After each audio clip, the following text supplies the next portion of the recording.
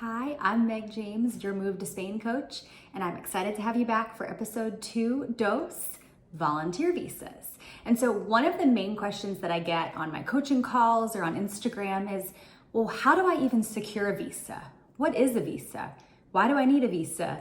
I am an American or US citizen. How am I still needing to get a visa to live in Spain? I'm going to answer all of your questions about visas today, specifically volunteer visas, because this is a category of visas that I don't think is talked about enough. In fact, it was the easiest way for our family of 4 to move from the US to Spain, and actually we did so in 6 weeks only. So if you're interested in moving your family from the US to Spain and want to do so quickly or do so on a student volunteer visa, this will be the video for you.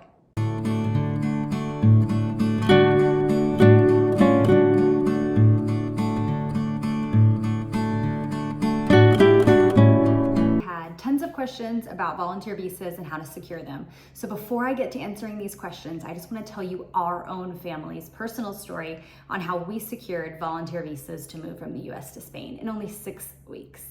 Actually, I did so on my own too. We did not need to hire a lawyer or any kind of legal counsel. It was easy enough for me to be able to secure the visas on my own for the first time, having never undergone the visa process before. So what is the visa process? If you are looking to move from the United States to any country and be there for more than 90 days, on your 91st day, you are required to own some type of residence visa. So in Spain, they have several different options. They have the digital nomad visa for those who might work abroad. They have the non-lucrative visa for those who are not working but are coming on their own financial assets. They have the student visa, which would be for someone like studying abroad or coming as a teacher or volunteering, which I'll talk more about. And they also have other things like the golden visa. If you're coming to buy a house in Spain, then you're able to secure a visa that way. I would say the most common visa types to move to Spain are the digital nomad visa, which is a new kind of a remote worker type visa, and the study abroad or student visa. And so our family of 4 did not have any kind of remote work. We did not have an ability to be able to show that we had online businesses to be able to move from the US to Spain at the time of applying for our visas. And so the volunteer student visa was the best choice for our family. If you are a family who is in the same situation, you don't own remote businesses, or you do, but they're just kind of slowly getting started, or you're transitioning from a corporate job and looking to work for yourselves as entrepreneurs, digital nomad visa may be a good option in the long run, but for now, the volunteer visa may be your foot in the door to get into Spain. At least it was for our family. And so after our family spent 4 weeks living in Tenerife, Spain, we learned that we loved Spain and that we wanted to come back right away for the school year for our boys. They would have been in 5th and 3rd grade last year when we decided to come back. And so we were looking at the visa types and realized, okay, one thing we could do is see if our Christian American International School would have us come as volunteers, sponsor our visa, and then be able to come on a 1-year volunteer visa under the student visa category to be able to come back right away to Spain. So that's what we did. We contacted the school there. We asked them if they had any ways that we could serve. We are not teachers, so we did not come as teachers to Spain. I came doing social media, which is my skill set, and my husband came doing information technology, IT, which is his, and we served at the school for 1 year in order to secure those visas. So I'm gonna walk through all of those separate questions that you might have about the volunteer visa, but I just want you to know that it's possible. It is possible to come on a volunteer visa or a student visa, even if you are an adult like me and you have children. A volunteer visa sponsors your whole family, not just you, and it's a great, easier way to get into Spain from the US. With me, and the best way to do this, to answer questions about the volunteer visa, is to answer your questions, to address the questions that people have had about how they too can secure family volunteer visas. So the first question is, can you enter as tourists and apply from Spain, or do you need to apply through the consulate in Spain? So my answer is, I think it's easiest to be in the US to apply for any visa type, especially the volunteer visa. There are so many mailings and paperwork that come to and fro from your US address that I think it would be pretty hard to be in Spain to be able to apply. It is mail-in for me. For some people, you have to go in for a physical appointment. And so I think it's much easier if you're in the US.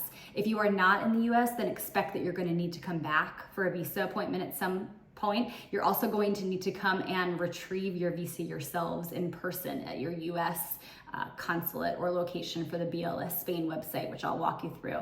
And so I recommend, if you're thinking about volunteering and getting a volunteer visa for Spain, or really any visa for Spain, you should consider being in the US.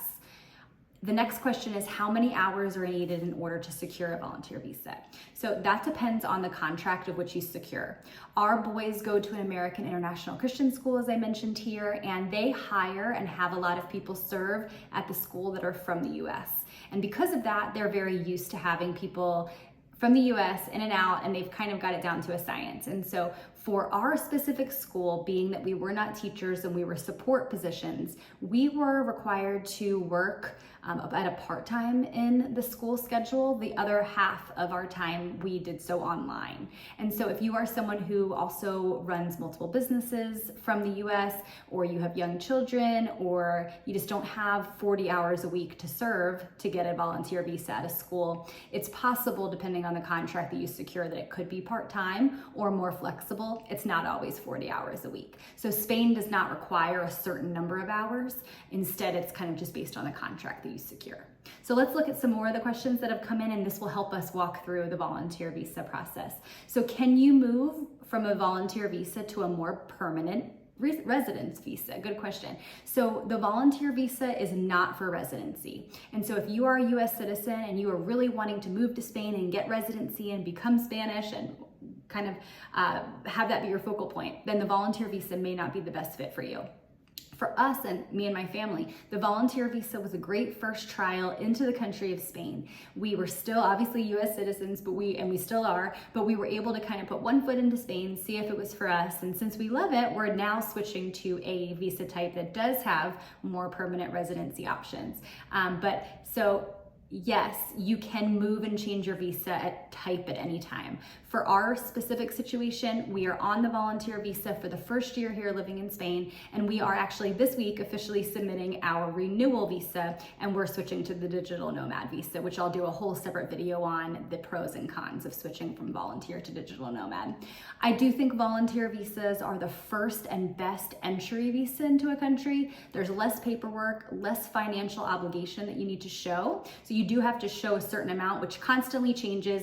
I'll point you to a website that has all those different guidelines. But because it's constantly changing, it is a bit lower for volunteer visa than it is like the non-lucrative or the golden visa that require you to show a lot of financial funds. And so if you are not prepared to show a lot of money to the US government that you have for you and your family, the volunteer visa option may be your best one. Some of the other questions are, can you work remotely in the US and be on a volunteer visa? And so our story is, we were running one small business that was bringing in income. So we had My Go and Do Good LLC, which is more of a hobbyist income. It's not reliable, so I just don't count that as income. And the second, Trinity Farm LLC, which is our rental home company where we manage our farmhouse that we rent. So we own a house in South Carolina in the US, and one of the best ways that we bring in monthly income is renting out our furnished house, which we can talk more about. But yes, we were able to run that business and receive all of the income from the farmhouse while we did our volunteer visa. Then in December of last year, my husband started to become an IT consultant. So we do now own 3 small businesses, that one being our main revenue generator, and he is able to work and volunteer at the school at the same time. So the rules for a volunteer visa are, you just are not able to work in Spain. And so my husband works for a US LLC that he started that we're co-owners of, but then he is now working for a UK contract. So that's completely fine because it's not Spain. So just keep that in mind if you're looking for work or remote work specifically. One of the best ways could be working in the UK because of the language barrier not being there. And there's a lot of good opportunities that come out of the United Kingdom as well, because you cannot work in Spain on the volunteer visa. Let's look at some more of your questions.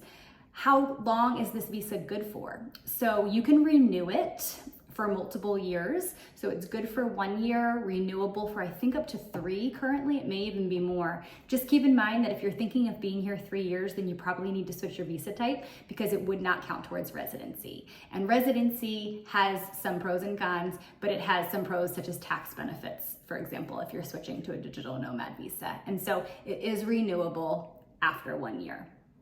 I'm just looking at some of the other questions. Most people are wondering if they can work still while they're in the US. So some people are asking, how did you even find this? How can I go about finding a school or an organization that would support a volunteer visa?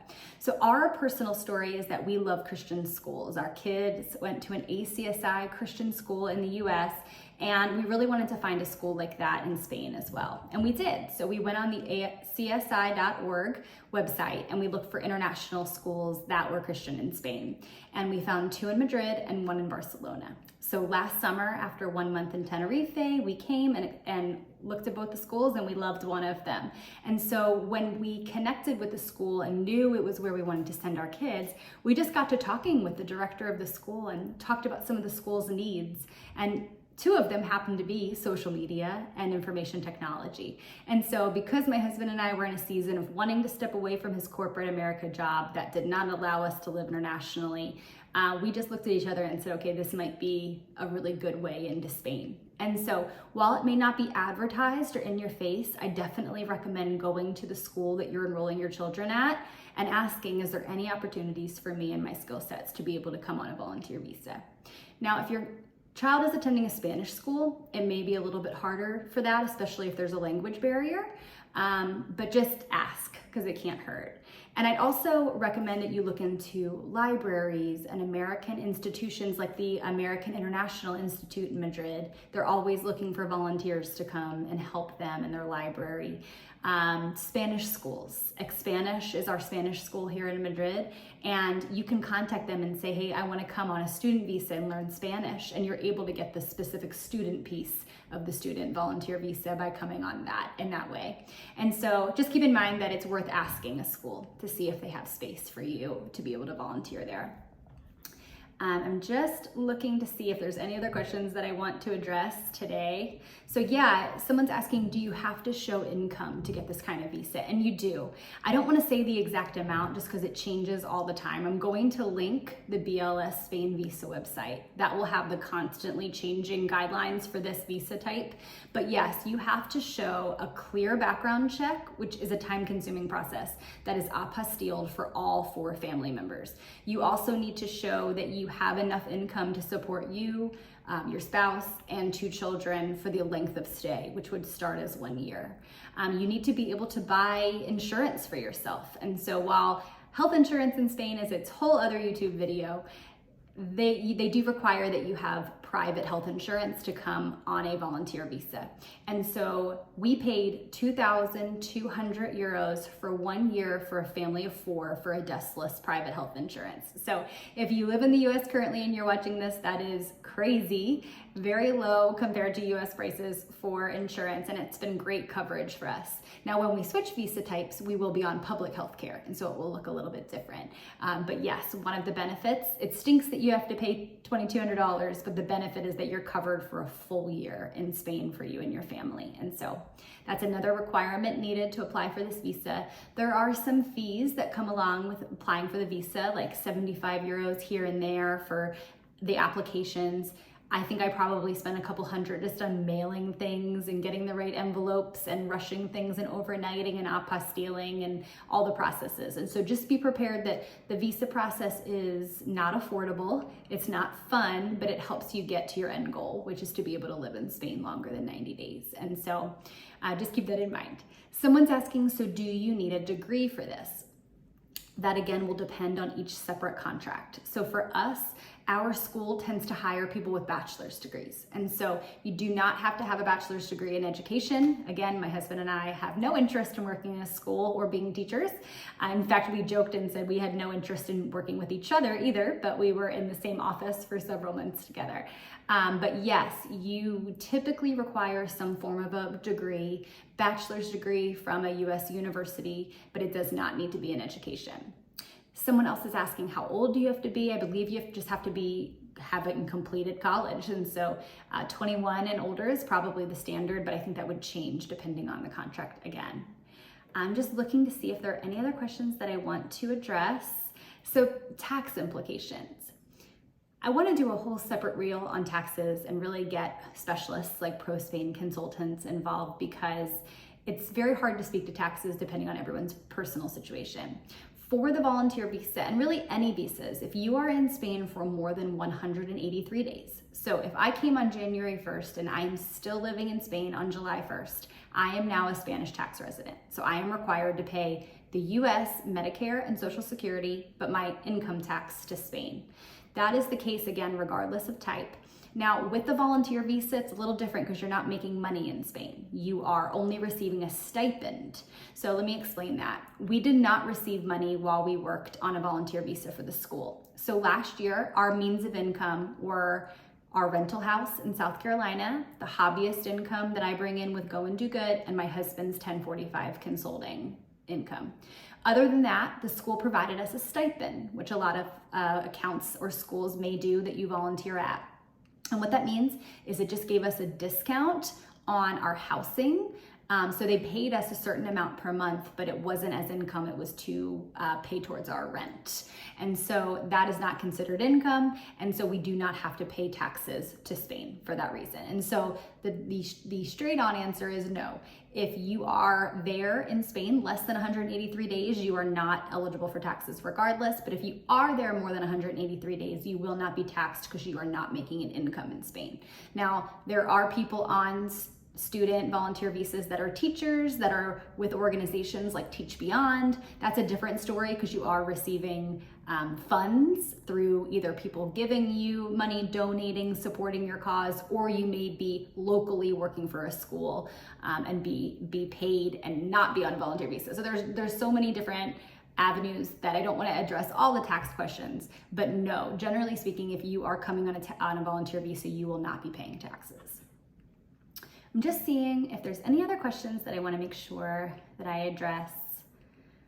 I think the main and general point of this is it's not impossible if you do not have a job. If you do not have a job currently lined up to move to Spain, if you are transitioning careers, if you are not sure what the next chapter of your life is, I encourage you not to wait for retirement and wait until you figure it all out, because you're probably never going to figure it out. I just encourage you to decide if this is important to you, if this is laid on your heart for a reason, if you and your family are ready for this new adventure.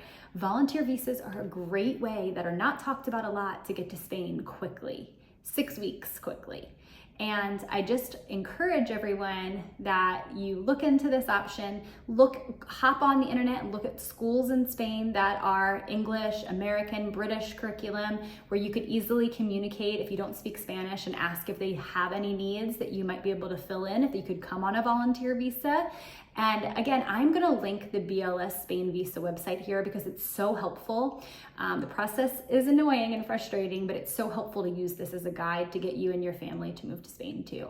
And so I'm hoping this answers a lot of your questions. If you have more questions, let me know. But I'm hoping for your journey to begin and looking forward to the next trace video of your move to Spain.